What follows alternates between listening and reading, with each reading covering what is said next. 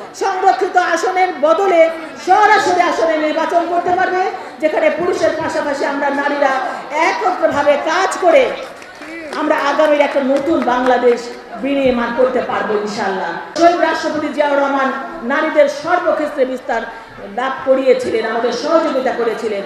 তিনি বলেছিলেন পুরুষের পাশাপাশি এদেশের প্রত্যেকটা ক্ষেত্রে, সামাজিক, রাজনৈতিক, অর্থনৈতিক, প্রশাসনিক প্রত্যেকটা ক্ষেত্রে নারীর ভূমিকা অনস্বীকার্য।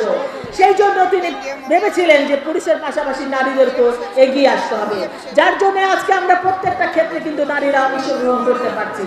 আর এই ধারাবাহিকতায় আমাদের এই যে আগামী রাষ্ট্রনায়ক জনাব তারেক রহমান এই নারীদের জন্য কিন্তু এই 24তম দফা গ্রহণ করেছেন, এবং ইনশাআল্লাহ আশা করছি এই দফাতেই নারীরা অনেক সমৃদ্ধিশাল হবে, রাজনীতিতে অংশগ্রহণ করতে পারবে, সংরক্ষিত আসনের বদলে সরাসরি আসনে নির্বাচন করতে পারবে, যেখানে পুরুষের পাশাপাশি আমরা নারীরা একত্রভাবে কাজ করে আমরা আগামীর একটা নতুন বাংলাদেশ বিনির্মাণ করতে পারবো ইনশাআল্লাহ।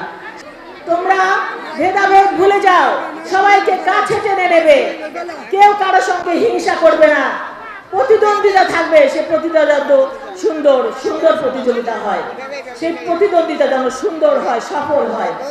সুতরাং আমরা যেন ভেদাভেদ ভুলে যাই, একজনের বিপদে আরেকজন পাশে দাঁড়ায়, এবং তিনি বলেছেন তোমরা এক হয়ে থাকবে, একতাবদ্ধ থাকবে, তাহলেই দেশটাকে আমরা এগিয়ে নিয়ে যেতে পারবো। আমরা যদি দ্বন্দ্ব করি তাহলে তো আমরা এগিয়ে নিয়ে যেতে পারবো না দেশকে।